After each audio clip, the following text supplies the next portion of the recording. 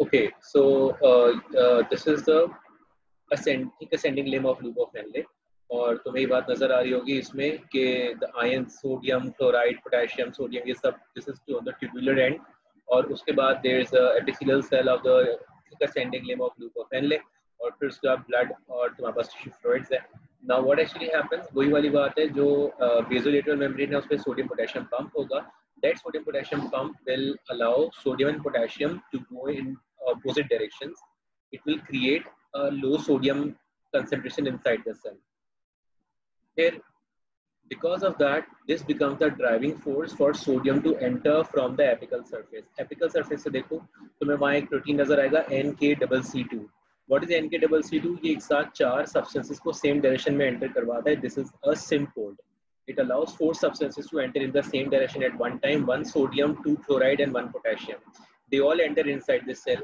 When they all enter inside the cell, sodium and potassium leave through the apical membrane, through the basolateral membrane of the same cell. देखो तुम्हें नजर आ रहा होगा sodium potassium pump से वही sodium बाहर चला जाएगा और वो जो क्लोराइड आया था और जो पोटेशियम आया था वो भी लीक चैनल्स के थ्रू बेसोलेटरल मेम्ब्रेन से पास हो रहे हैं पैसिव डिफ्यूजन से. Apart from that, some potassium goes back into the tubular fluid. कुछ potassium tubular fluid में वापस चला जाएगा apical membrane से. Apical surface पे तुम्हें एक और प्रोटीन नजर आ रहा है NHE3. NHE3 क्या करता है सोडियम और H+ को एक्सचेंज करता है. लास्ट क्लास में हमने इसे देखा था. H+ कैसे बन रहा था? H+ बन रहा है फ्रॉम कार्बोनिक एनहाइड्रेज एंजाइम जो डिसोसिएट करता है कार्बन डाइऑक्साइड और वाटर. तो H+ आयन बन जाएगा. H+ और Na एक दूसरे के साथ एक्सचेंज हो जाएंगे. H+ will go into the urine and into the tubular fluid which eventually become the urine and sodium enters the cell. Sodium हमेशा सेल के अंदर ही आएगा एपिकल सरफेस से. क्यों? बिकॉज एक नेचुरल टेंडेंसी है सोडियम की सेल के अंदर आना because there is a low sodium concentration inside the cell. उसका रीजन क्या था? There is a sodium there are sodium potassium pumps present on the basolateral membrane of the epithelial cells of the nephron. अच्छा, फिर AE2 तुम्हें नजर आ रहा है. AE2 कैसा एक एंटीपोर्टर है. ये बाइक आपको टिश्यू फ्लूइड्स और ब्लड में भेजता है और क्लोराइड आयन को उसके सेल में एक्सचेंज कर देता है. तो ये क्लास में बहुत इनिशियली बात हुई थी हम लोगों की कि बाइकार्बोनेट आयन जो है वो अल्कलाइन मार्कर है और H+ जो है वो एसिडिक मार्कर है. और क्योंकि बॉडी के तुम्हारे जो फ्लूइड्स हैं और जो ब्लड है it needs to be alkaline in nature, slightly alkaline. तो बाइकार्ब जो होता है वो एब्जॉर्ब हो जाता है into the tissue fluids and blood and H+ goes into the urine because urine का pH क्या होता है 4.6 to 8.0. तो ज्यादा pH जो है वो यूरिन का वो एसिडिक साइड पे होता है. अच्छा, फिर यहाँ तुम्हें आयंस नजर आ रहे हैं सोडियम पोटेशियम कैल्शियम मैग्नीशियम. ये टाइट जंक्शन के थ्रू मूव हो रहे हैं. They are moving through the tight junction. Why? Because tight junction will have small pores and these pores can allow small cations, monovalent cation and divalent cations to get reabsorbed. नीचे तुम्हें show किया हुआ है water का reabsorption रुक जाता है. Thick ascending loop of Henle के onwards including thick ascending loop of Henle water impermeable है. यहाँ से वाटर अब एब्जॉर्ब नहीं होगा ना यहाँ से और ना आगे किसी रीजन से. ये वाटर रीअब्जॉर्प्शन इससे पहले तक होना था जो होना था और वो हो चुका. फर्दर अगर तुम्हें वाटर रीअब्सॉर्ब करवाना होता है तो वो कैसे होगा? वो फिर आपके पास हार्मोन के थ्रू होगा EDH जो कि हम बाद में पढ़ रहे हैं. This diagram shows the early segment of the distal tubule. Early segment of distal tubule में वही देखो basolateral membrane पे there is a sodium potassium pump which keeps the sodium concentration low inside the epithelial cell. Apical surface पे there is a protein NCC. This is a sympod. ये क्या करेगा? Sodium और chloride को it will allow both ions to enter into the cell. Once inside the cell, sodium goes into the blood and chloride passively will diffuse into the tissue fluids and blood. Potassium भी वहां से blood में दोबारा वापस जा रहा है tissue fluid में और एक्सचेंज होकर दोबारा सोडियम पोटेशियम पंप से वापस आ रहा है. So this is the basic story regarding how these ions are being exchange. Now what is the principal cell having? Principal cells की तुम्हें ये बात पता होगी. They are present in the collecting duct, they are present in the distal tubule. और ये जो principal cells होते हैं what do they do? They allow potassium to be secreted into the tubular fluid. इनसे ट्यूबुलर फ्लूइड में potassium secrete हो रहा था तो potassium gets added to the filtrate and eventually to the urine because of the principal cell. Again sodium potassium pump की वही यहाँ पे सीक्वेंस से चलेगा प्रोसेस जैसे मैं पहले बता चुका. Now this here is actually showing you in alpha intercalated cell. Alpha intercalated cells क्या कर रहे हैं? एक उसके पास एपिकल सरफेस में VATPase नाम का प्रोटीन होता है जो H+ पंप है जो H+ को into the urine secrete करता है प्लस HKA जो H+ और पोटेशियम को एक्सचेंज करता है. So you can see alpha intercalated cells, they are responsible for addition of H plus ions into the urine, and you can say they are involved in acidification of urine. H plus कैसे बन रहा था cell के अंदर? H plus उसी process से बनेगा, carbon dioxide और water will combine together, carbonic anhydrase enzyme उसको बाइकार्बोनेट और H plus में डिसोसिएट कर देगा, H plus DHTPase और H के एक through it will enter the tubular fluid, और बाइकार्बोनेट आयन AE1 जो एक और एंटीप्रोटर है ऑन द बेसोलेटरल सरफेस, उससे वो क्रॉस होके ब्लड में चला जाएगा और क्लोराइड आयन उसके एक्सचेंज में सेल में आ जाएगा। क्लोराइड आयन भी पैसिवली दोबारा डिफ्यूज आउट हो जाएगा इनटू द ब्लड ताकि प्रोसेस साइक्लिक चलता रहे। अच्छा, बीटा इंटरकैलेटेड सेल्स भी होते हैं कुछ आप लोगों के पास। सो बीटा इंटरकैलेटेड सेल्स जो होते हैं they are not involved in H plus secretion, rather they are involved in H plus reabsorption और they are involved in bicarbonate secretion. तो ये आपके यूरिन और ब्लड का पीएच को रिस्पेक्टिवली मेंटेन करने में हेल्प करते हैं। You can see there is a protein called pendrin. This pendrin protein is allowing bicarbonate ion to go into the tubular fluid. के pendrin protein कहाँ पे है? तुम्हारे apical surface पे, और यहाँ VATPase किधर आ गया? बेसोलेटरल पे आ गया। अल्फा इंटरकैलेटेड सेल का ऑपोजिट हो रहा है ऑलमोस्ट ये। H plus ion will go in the tissue fluid and blood, and bicarbonate ion will go into the tubular fluid. और ये टेबल 4.5 तो मैं क्या बता रहा है? ये सेगमेंट बता रहा है परसेंटेज ऑफ फिल्टर्ड मैकेनिज्म से मैं समझा रहा है हार्मोन्स कौन से हैं। प्रोक्सिमल ट्यूब्यूल जैसे मैं तुम्हें पहले ही बता चुका 67% रीअब्जॉर्प्शन करता है, बाकी हमने लास्ट क्लास में डिस्कस किया था। सेम हार्मोन जो होते हैं उसमें PCT loop of Henle distal में कोई हार्मोन एक्ट नहीं करता। हाँ, late distal tubular collecting duct के अंदर तुम्हारे पास हार्मोन्स एक्ट करते हैं, और हार्मोन्स में atrial नाइट्रोयूरेटिक peptide ANP, brain नाइट्रोयूरेटिक peptide BNP, और आपके पास आर्जिनिन वेसोप्रेसिन जो होता है वो भी इन्वॉल्व होता है इस पूरे प्रोसेस के अंदर। तो ये हार्मोन्स की कंडीशंस बाद में आएंगी, हम वहाँ डिस्कस कर रहे होंगे। ये टेबल 4.6 में क्या बता रहे हैं? मेजर हार्मोन्स बता रहे हैं, उन हार्मोन्स का स्टिमुलस और उनकी site of action for table 4.6। So because next part जो हम स्टार्ट कर रहे हैं ना वो हम हार्मोन से ही रिलेटेड स्टार्ट करेंगे। तो hormone angiotensin 2, aldosterone, ANP, BNP, urodilatin, uroguanylin, sympathetic nerves, dopamine, ABP, ये सब कब आपके पास आते हैं? एंजियोटेंसिन 2 कब सिक्रीट होता है? जब रीनिन की कंसंट्रेशन बढ़ जाती है इन योर ब्लड। नेफ्रॉन और साइट ऑफ एक्शन कहाँ होगा इसका? प्रॉक्सिमल ट्यूब्यूल होगा, thick ascending limb, TAL means thick ascending limb. नीचे तुम्हें इसकी सारी डिस्क्रिप्शन दी हुई है कि which abbreviation stands for what. Effect on transport, angiotensin 2 क्या करेगा? Increase sodium chloride and water reabsorption करवाना शुरू कर देगा। अगर एल्डोस्टेरॉन पे आओ तो एल्डोस्टेरॉन इंक्रीज होता है कब? जब एंजियोटेंसिन 1, एंजियोटेंसिन 2 बढ़ जाए और पोटेशियम की परमिएबिलिटी भी बढ़ी हुई हो। ये भी थिक असेंडिंग लिम्ब और डिस्टल ट्यूब्यूल कलेक्टिंग डक्ट पे ऐड करता है, increase sodium chloride and water reabsorption. ANP, BNP, यूरोडायलेटिन ये उस वक्त बढ़ते हैं जब आपका ECF का वॉल्यूम बढ़ गया हो और कलेक्टिंग डक्ट पे ऐड करते हैं, and they decrease the water and sodium chloride reabsorption. Urogonalin, gonalin थोड़े different hormones हैं as compared to the other hormones because they are stimulated upon oral ingestion of sodium chloride. What do you mean by oral ingestion of sodium chloride? अगर तुम एक salty solution consume कर लो या कोई बहुत salty salad consume कर लो या salty food कोई fruits consume किया अपने fruits के ऊपर या किसी भी sort में salt तुम्हारी body में oral ingestion से गया है, so now that will once it goes to the your kidneys, so your तुम्हारे PT और collecting duct पे यूरोगोनालिन गोनालिन ऐड करेंगे और ये हार्मोन्स क्या करेंगे? वाटर की रीअब्जॉर्प्शन, सोडियम क्लोराइड की रीअब्जॉर्प्शन को स्लो कर देंगे, so that otherwise water sodium chloride Uptake होने की वजह से ब्लड प्रेशर भी बढ़ जाएगा, ब्लड वॉल्यूम भी बढ़ जाएगा, उसको प्रिवेंट कर लेता है। सिंपैथेटिक नर्व्स देखो तो इफ ECF वॉल्यूम डिक्रीज, ये सिंपैथेटिक नर्व्स का तुमने अपने शायद सेकंड ईयर में ही पढ़ा होगा कि जब ECF वॉल्यूम कम हो जाता है sympathetic nerves get stimulated and they promote sodium chloride and water reabsorption, वो वाला मैकेनिज्म जहाँ पे वो auto regulation of renal auto regulation में तुम लोगों ने you must have studied this before. Dopamine when ECF volume increase तब डोपामीन रिलीज होता है, वाटर की रीअब्जॉर्प्शन सोडियम क्लोराइड की रीअब्जॉर्प्शन को कम कर देता है।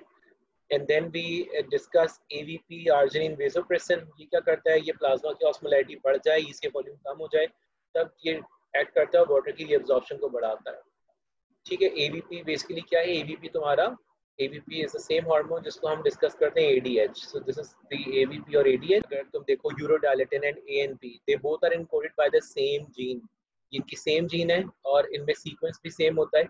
एंड यूरोडायलेटिन के अंदर 32 अमीनो एसिड हैं, hormone that differ from ANP by the addition of 4 amino acids in the terminus, जो अमाइनो एसिड का टर्मिनस है उसमें 4 डिफरेंट अमाइनो एसिड्स हैं और समझने की बात खाली यही है कि this is how they both are a bit similar and yet different. Uroguanylin guanylin का मैं तुम्हें समझा चुका किस तरह से काम करते हैं। ये इंटरसेलुलर लेवल में TGMP को बढ़ा देता है, तो पता है वो फिर सेकंड मैसेंजर सिस्टम के थ्रू काम कर रहा होता है। ठीक है, कैटेकोलेमाइंस का ऊपर जिक्र आया था या आई एम नॉट श्योर क्या आया था। कैटेकोलेमाइंस में सोडियम क्लोराइड की एब्जॉर्प्शन बढ़ जाती है। कैटेकोलेमाइंस फॉर एग्जांपल नोर, हाँ सिम्पैथेटिक नर्व्स में हमने उसको देखा था। सो नॉरएपिनेफ्रिन एपिनेफ्रिन जब बढ़ जाते हैं तो they promote sodium chloride reabsorption. Dopamine already ऊपर कवर हो चुका क्योंकि ये भी कैटेकोलेमाइन ही होता है। एड्रीनोमेडुलिन क्या है? It is a 52 amino acid peptide hormone produced by variety of organ including kidney. Adrenomedullin कब होता है? जिस वक्त माँ क्या हो रही हो, डायूरेसिस या नेट्रियूरेसिस हो रही हो। What is diuresis? Diuresis mean increase urine volume and natriuresis mean increase sodium in urine. तो अगर ये हो रहा हो और अगर ये स्टिमुलेट होता है कब? जब individual is suffering from congestive heart failure या हाइपरटेंशन। सो ये दोनों किडनीज में जाकर क्या करेगा? GFR और RBF दोनों को क्या कर देगा? इंक्रीज कर देगा। तो this is how adrenomedullin function. Now regulation of body fluid osmolality and regulation of water balance। कौन सा हार्मोन इसके अंदर इन्वॉल्व होता है? ADH इन्वॉल्व होता है, anti diuretic hormone, that is the major hormone जो इसको इन्वॉल्व होता है इसके अंदर। नॉर्मली ये टेबल 5.1 तो में शो कर रहा है हमारा वाटर इनटेक हमारे फूड और फ्लूइड से कितना होता है और वाटर आउटपुट हमारे पास कितना है, कितना वाटर हम लूज कर रहे हैं, तो ऑलमोस्ट बैलेंस होता है। ठीक है, और ये वेरी कर रहा होता है आपके पास season to season and there is positive water balance and negative water balance. Depend करता है कि आपका इनटेक ज़्यादा है या आपका वाटर आउटपुट ज़्यादा है। फॉर एग्जांपल आजकल गर्मियाँ हैं बहुत ज़्यादा, अगर आपका वाटर इनटेक कम होगा और वाटर आउटपुट बहुत ज़्यादा है, सेंसिबल इनसेंसिबल स्वेटिंग हो रही है, आपको डिहाइड्रेशन हो रही है और आप उतना पानी नहीं ले रहे हो, तो ऑब्वियसली क्या हो रहा होगा? आपका वाटर बैलेंस शिफ्ट हो जाएगा। और इसी तरह अगर आप वाटर इनटेक बहुत ले रहे हो जो सर्दियों में और वाटर आउटपुट इतना नहीं होता, तो वो आपके पास इसको वाटर बैलेंस को अपोजिट डायरेक्शन में चेंज कर देता है। वाटर कहाँ से आपकी बॉडी में से जा रहे होते हैं? These are the major organs. Lungs involve है, स्किन इन्वॉल्व है, स्वेट, फीसेस, यूरिन, ये सारे टोटल लॉसेस हैं वाटर के। तुम्हें पता है ये सारे जो इसमें होम्योस्टेसिस के मैकेनिज्म्स इन्वॉल्व हैं, जहाँ पे आपके पास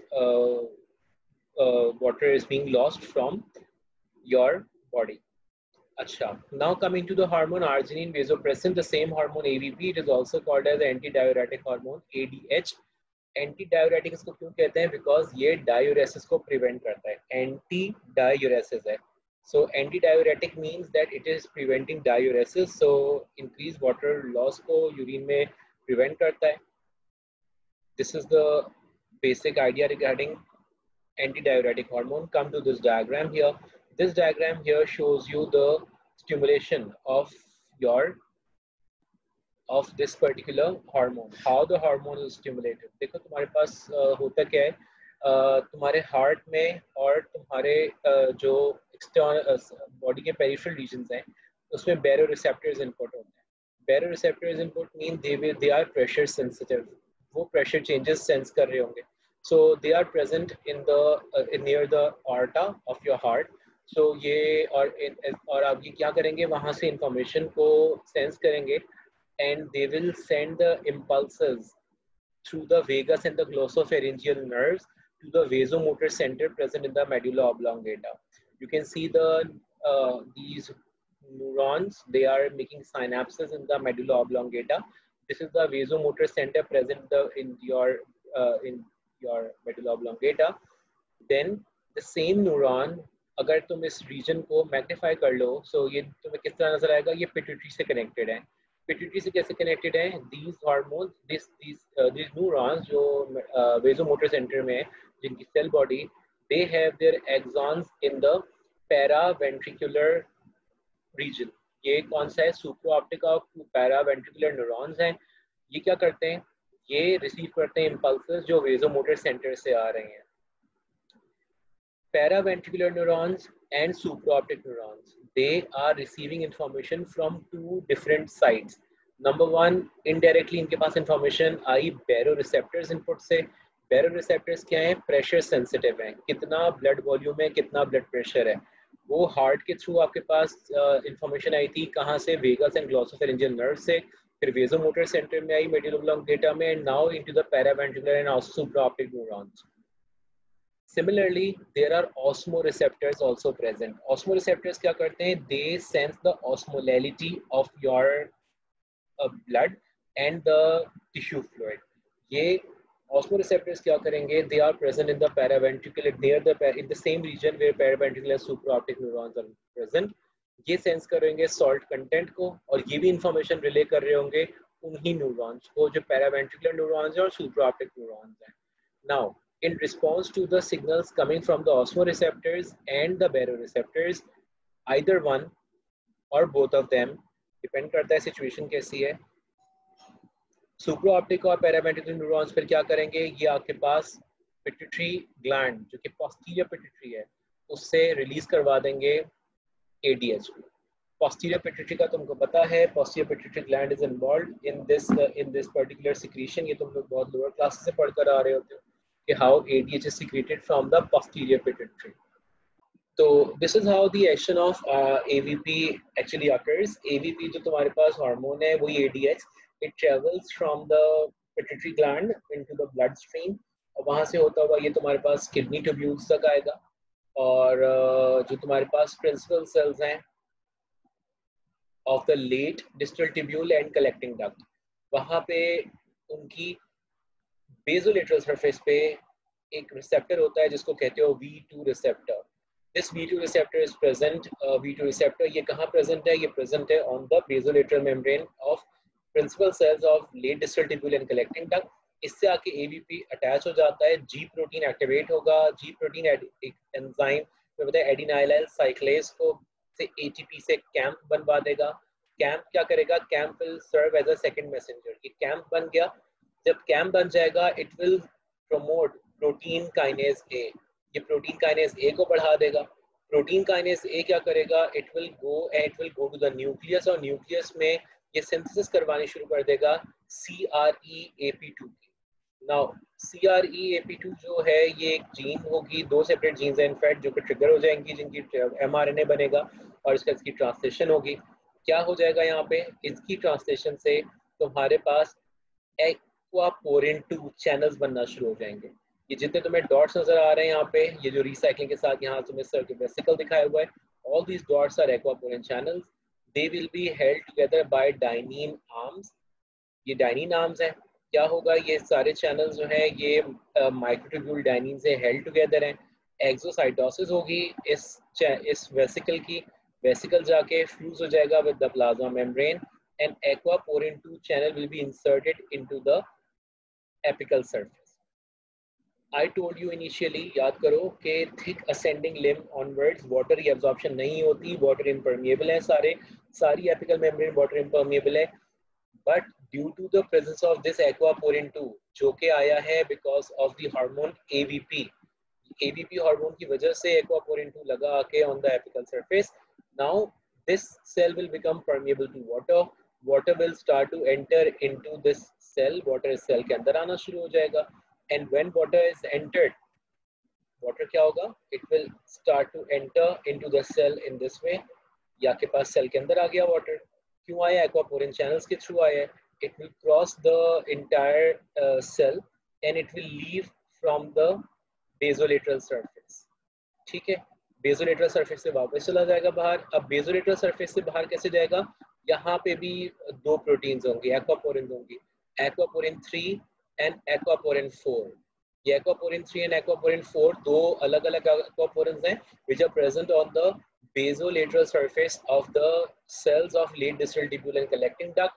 उनके through water will be moving out of the cell and into the blood. Okay अगर सेल लेवल पे देखो, this is some important information. Gene for V2 receptor कहाँ पे होती है? It's basically on the X chromosome. X chromosome पे होती है ये वाली जीन जो कि V2 रिसेप्टर की है.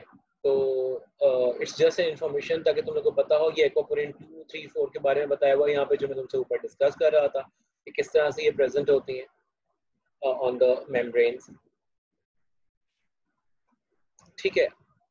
तो ये वाली बात यहाँ तक मैं तुमसे डिस्कस